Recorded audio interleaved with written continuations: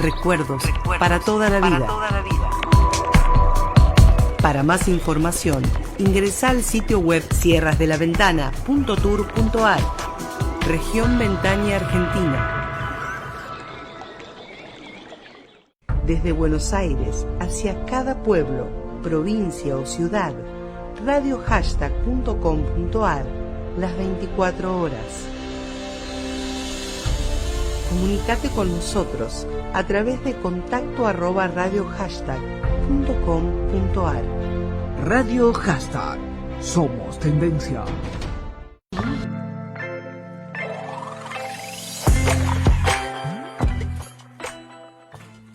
Sean todas y todos muy bienvenidos a una nueva edición de Algo de Arte, un podcast en el que vamos a charlar temas de historias del arte, biografía de artistas, entre otras cosas que vayan surgiendo. Mi nombre es Florencia Pena y me pueden buscar en Instagram como mflorpe y también los invito a seguir a Radio Hashtag en todas sus redes. Este podcast sale martes y jueves a las 18 horas, primero que nada en la web de Radio Hashtag y después lo pueden escuchar tanto en Spotify como en YouTube, lo buscan con el nombre de Radio Hashtag o si no como Algo de Arte. ¿Cómo están? Hoy les traigo un tema que vengo esquivando como la mejor. ¿Por qué? Porque es complejo de explicar, porque en realidad no es que es complejo de explicar. Tiene un montón de data y como que la idea de este podcast es que sea como algo cortito y al pie, ¿no? Como algo que se lleve en data en poco tiempo de escucharlo. Y bueno, este tema como que hay que extenderse un poco, pero nada, venía siendo muy obvio y además lo pidieron, esa es la mejor parte, que yo lo quería hablar y al mismo tiempo lo estaba esquivando. Bueno, tanto preámbulo para hablar del cubismo. Voy a tratar de ser lo más clara, sintética y breve posible.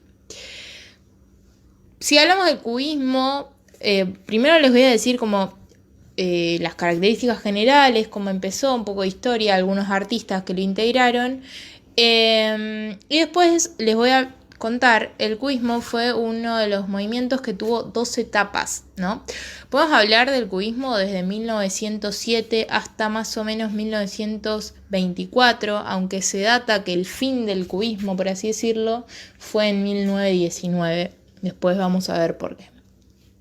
¿Por qué 1907? Porque en 1907 es una obra que en realidad no se sabe como sabemos muchas cosas de esa época, no tiene fecha precisa, pero los historiadores han concordado más o menos en 1907, que fue como la primer pintura que marca una clara ruptura de que se estaba gestando algo, que es Señoritas de Avignon de Picasso. En esta obra una de las cosas que podemos ver es como el cuerpo construido de manera geométrica, unos perfiles que no queda claro hacia dónde está mirando el personaje y toda una construcción bastante plana, por un lado. Ahora, ¿quiénes van a integrar el cubismo? Después rebobinamos. Esto, por eso les digo, para adelante, para atrás, es complejo. Básicamente Pablo Picasso y Georges Braque. Ellos dos van a ser los que se van a juntar un día charlando y el cubismo es uno de los movimientos que nace como movimiento de laboratorio casi. Era bastante analítico y eso le va a dar el nombre a su primera etapa.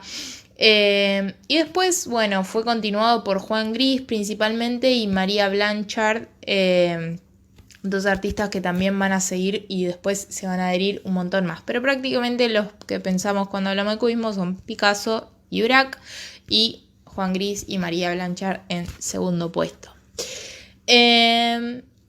Ahora, como estas características que yo les decía de Señoritas de Avignon también se venían dando en otras obras, pero como que Señorita Avignon va a ser como un punto quiebre. ¿En qué otras obras? Bueno, si pensamos en geometría y bidimensión, no podemos dejar de nombrar a Paul Cézanne. Paul Cézanne hacía estas escenas de bodegón o de naturaleza muerta y ya había planteado como esto de la síntesis de la figura partiendo de la figura geométrica como base de todas las formas. Y también no podemos ignorar que Picasso había tenido como un viaje así que lo, entre mil comillas, inspiró. Y no solo un viaje, sino que va a ser como un resurgimiento de esta cultura, porque Europa, bueno, va a invadir con todo el tema de la guerra y qué sé yo, que después se va a acercar, va a ser la cultura africana y propiamente dicho el tema de las máscaras, ¿no? Esta manera medio animal de componer el rostro humano y con mucho resabio de la figura geométrica, puramente dicha, con la exacerbación de algunos gestos como en función de la máscara. Ahora, pasa algo en Señoritas de Avignon que en las obras de Cézanne no pasan. También podemos hablar también de la bidimensión con Signac y Seurat, con el tema del puntillismo, como que se empieza a olvidar el tema de la profundidad. Podemos hablar también como predecesores, pero principalmente me quedo con Cézanne y con las máscaras africanas.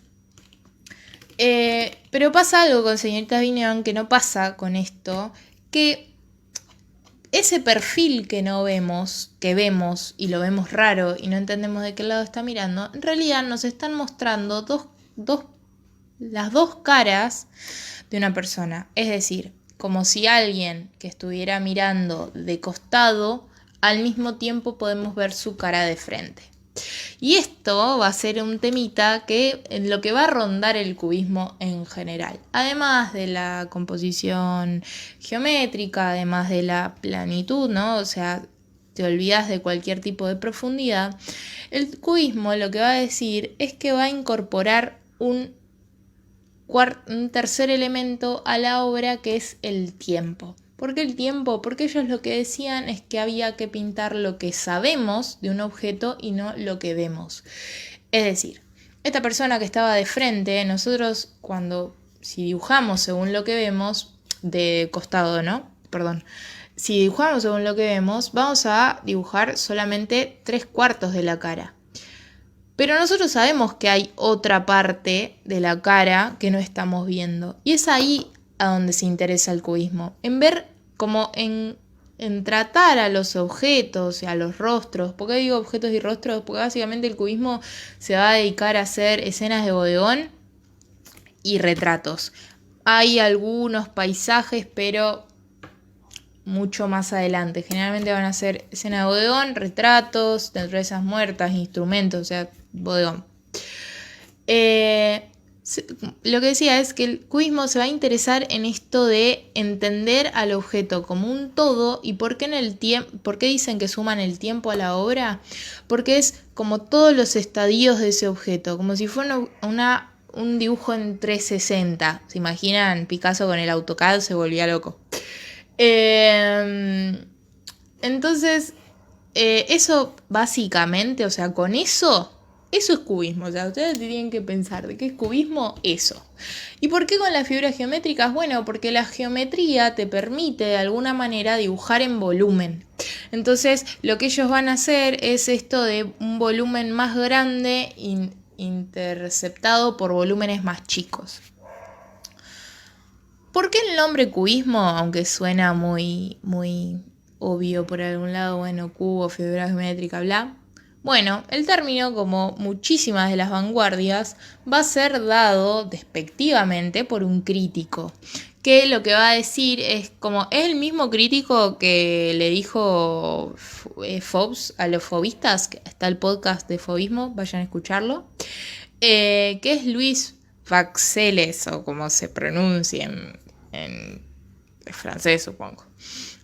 Como que lo dijo despectivamente, como que una pintura estaba compuesta por pequeños cubos, que básicamente es esto que lo que estaba diciendo yo de un volumen grande fragmentado por volúmenes chicos.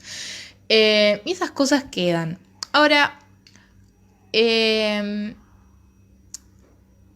considerado el cubismo la primera vanguardia. ¿Pero por qué? No por el tiempo, porque si ponemos a pensar, antes está el impresionismo y tenemos el realismo, el romanticismo, que también son ismos, pero ¿Por qué va a ser considerada la primera vanguardia? Bueno, porque es el primer movimiento que se plantea otro tipo de perspectiva que no tiene que ver con la perspectiva cónica renacentista.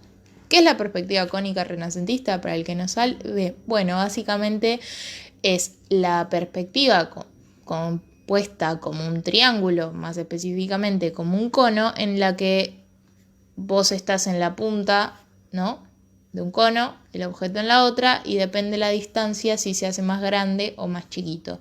Básicamente, el dibujito de la vía de tren, bueno, lo más cerca está más separado y más grande, y lo que está más lejos, más junto y más chiquito. Esa es la idea. ¿Por qué cónica? Porque básicamente la teoría se basa en la composición del ojo y un montón de otras cosas que no la quiero complicar. Pero básicamente el cubismo va a ser la primera que rompa con esta carga renacentista. Estamos hablando de hace un montón de tiempo, desde el Renacimiento hasta el cubismo, y sin embargo va a ser la primera que va a romper con esto, porque los cubistas van a hablar de una perspectiva múltiple, como esto que les decía yo de no es lo que vemos, sino lo que conocemos. Y por otro lado, no hay ningún tipo de intención, y les diría que todo lo contrario, de que hay una intención porque no haya profundidad, no hay ningún tipo de profundidad, está todo construido en un mismo plano. Y de hecho, para reforzar esto, se van a manejar con la monocromía, o sea, van a trabajar en grises, tierras, ocres y hasta ahí, colores súper desaturados, como para romper toda idea de planos en capas, y si no, como todo construye un mismo plano.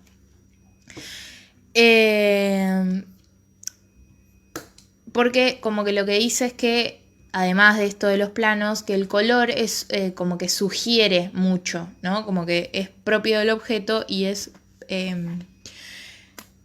sugerente. Ahora, también el cubismo es como el primer movimiento que, si bien la crítica lo mató al principio, y ahora les voy a decir también un dato de esto, fue como el primer movimiento que requirió, de alguna manera, que la crítica lo explique. ¿Por qué? Porque, no sé, primero hoy, bueno, diríamos, es abstracción, que el cubismo era, que después la segunda etapa va a ser por renegar de esto, ¿no? Pero básicamente la gente no entendía que estaba mirando. O sea, y no era que disfrutaban de ese no entender, como hoy podemos pensar de que, bueno, no hay que entender el arte, hay que te tiene que gustar o no, y es algo más contemplativo o más de acción, algunas cosas, ¿no?, en el arte contemporáneo. Pero ese momento no, era como que la crítica tuvo que salir a explicar, y a partir de ahí va a haber un montón de movimientos que van a tener una fuerte base teórica, y va a ser el rol de alguna manera de los críticos salir a difundir esta teoría para que la gente de alguna manera disfrute de la obra entendiéndola y entendiendo el punto del artista de por qué estaba haciendo eso. Ahora, a lo que yo me refería antes con el tema de los sismos es que como que no se lo piensa al cubismo como un ismo más, sino que fue una ruptura. O sea, hay como varios puntos en la historia del arte en las que podemos hablar de rupturas. Uno puede ser este tema del cubismo. El primero para mí igual y principal es cuando en el Renacimiento se hace la teoría de las 7 cabezas, que es básicamente la proporción, y de ahí el tema de la perspectiva cónica.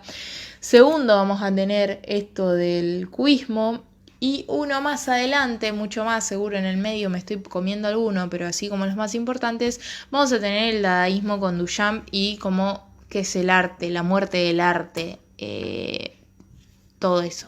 Entonces, el cubismo va a romper porque va a ser como el primer movimiento, primero lo de la perspectiva, y segundo, de que estaba como en pos del objeto, estaba más allá del objeto, estaba como tratando de analizar otra cosa, que era como entendemos en general, o sea, podemos hablar de significado y significante, de un montón de cosas.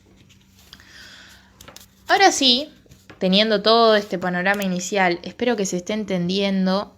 Después me van y me dejan en mi Instagram, si quieren, o si están escuchando esto por YouTube o Facebook. Me pueden ir dejando en los comentarios: Flor, ¿se entendió perfecto? No se entendió, no entiendo una goma, vuélveme a explicar.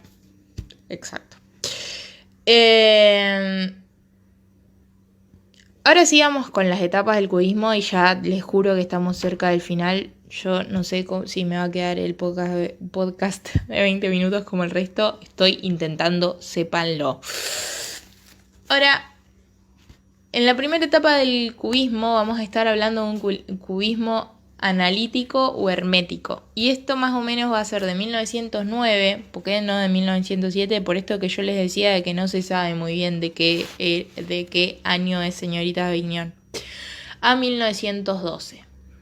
¿Qué tenemos en el cubismo analítico? Bueno, básicamente esto de la monocromía, una pintura en pasos, que es esto de las irrupciones de la línea de contorno, ¿no? Como no una línea de contorno continua, y que esto de los volúmenes grandes se fragmentan con volúmenes pequeños, lo que decía al principio.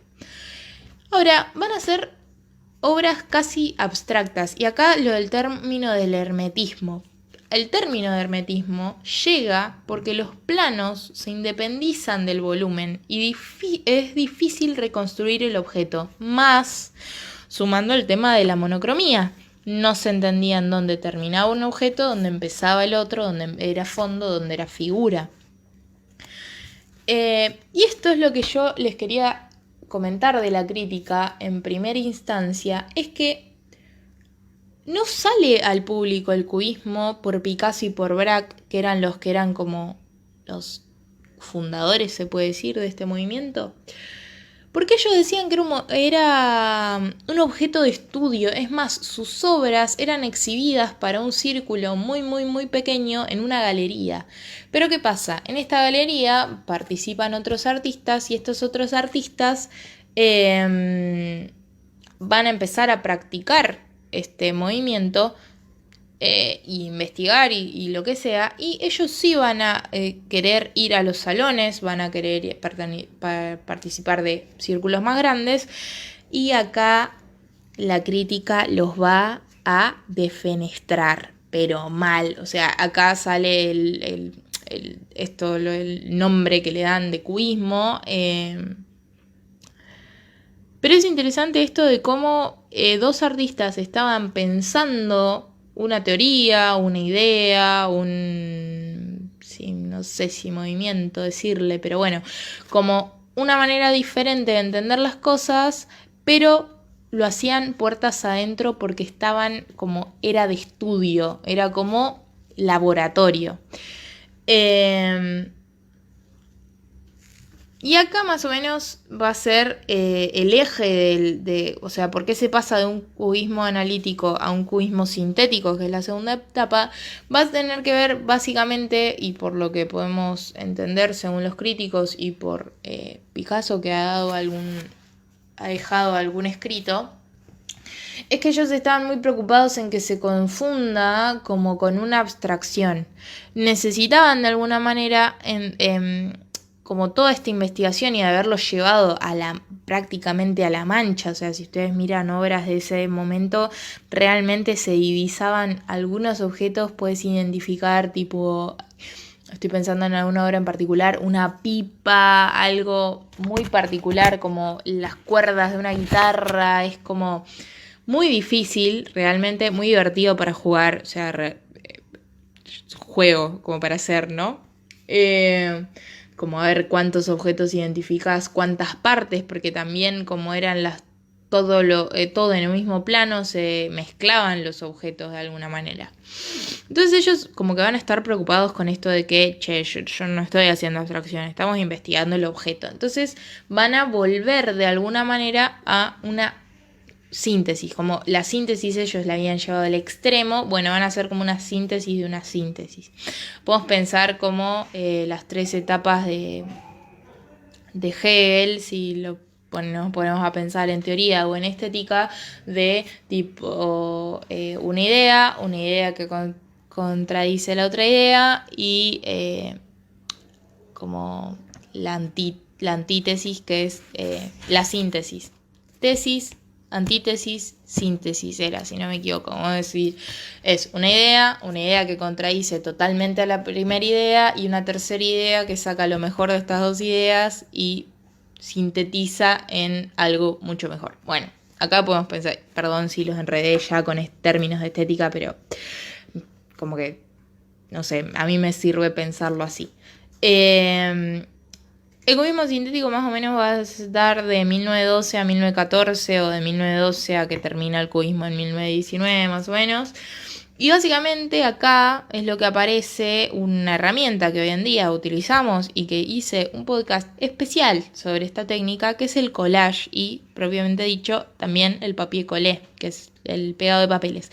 ¿Por qué? Porque lo que empieza a aparecer en realidad es que ellos empiezan a hacer objetos que tenían letras, tenían palabras, tenían números. Entonces las palabras, los números y las letras empiezan a formar parte de las composiciones y acá es donde entre Braque y Picasso van a decir, che, y si pegamos un pedazo de algo, buenísimo, dale, pa. Y lo meten directamente a la composición. ¿Por qué digo un pedazo de algo? ¿Y por qué distingo, si no escuchaban el podcast de collage? Porque papier-collé es el pegado de papeles y collage es el pegado de otras texturas. Ejemplo, un pedazo de silla, una chapa, una madera. Entonces de esa manera ya podían como ir segmentando la composición en materiales e ir diferenciando los objetos entre sí. Como con una construcción mucho más pulcra de alguna manera, mucho menos cargada. Y también como que van a empezar, que ahí uno de los que más color le va a empezar a dar va a ser Juan Gris, que van a empezar a hacer los gris de color o los gris cromáticos. Entonces acá van a empezar a sumar los colores de a poco sin que sea una referencia directa al objeto más que el collage. Creo que lo sinteticé de la mejor manera que pude. ¿Por qué termina en 1914? Bueno, porque básicamente empieza la Primera Guerra Mundial y muchos de los artistas franceses fueron llamados a la guerra. Picasso siguió como trabajando en otras cosas e investigando otras cosas, ya muy pegado a la abstracción. Y el que va a seguir básicamente van a ser los dos que mencioné que estaban en segundo puesto al principio, que es Juan Gris y María Blanchard, bueno, como se pronuncie, que ellos sí van a seguir más o menos hasta el 19, como la última obra se data del 17, 18 más o menos, y los críticos decidieron darle un changüí y decir que en el 19 más o menos finalizó el cubismo. Bueno, no sé, espero que se haya entendido, la verdad, porque me parece que es una de esas cosas que como que todos tenemos de nombre, pero bueno, no sé si sabían todo esto. Me encantaría que me lo dejen en mi Instagram y o sea, esto sale martes y jueves, les dije, más o menos yo esos días siempre pongo una cajita de comentarios para que me digan qué piensan del podcast y también me pueden decir qué temas quieren escuchar. Así que me dejan ahí si se entendió, si les vienen gustando los podcasts, qué quieren de que hable, todo me pueden decir ahí. Honestamente espero que lo hayan disfrutado. Es un movimiento que para mí es clave en la historia del arte. Yo me venía haciendo la sota, pero bueno, nada, había que hablarlo. Súper interesante si nos ponemos a pensar todo lo que pasó con la figuración después, ¿no? Después vamos a tener artistas como, no sé, Kandinsky o Malevich, que hablamos acá del suprematismo, también tienen ese podcast. Desde el cubismo podemos hablar de una deconstrucción de la figura y eso me parece como que es bastante interesante, como eran tantos años estudiando el objeto para romperlo, desarmarlo y crear algo nuevo. Con eso los quiero dejar. Espero que hayan disfrutado el podcast de hoy. No olviden de suscribirse al canal de YouTube si están escuchando esto por YouTube, seguir Spotify, seguir a Radio Hashtag, me siguen a mí en Instagram y nos encontramos en la próxima edición. Gracias por acompañarnos. En un mundo digital, navegamos por tus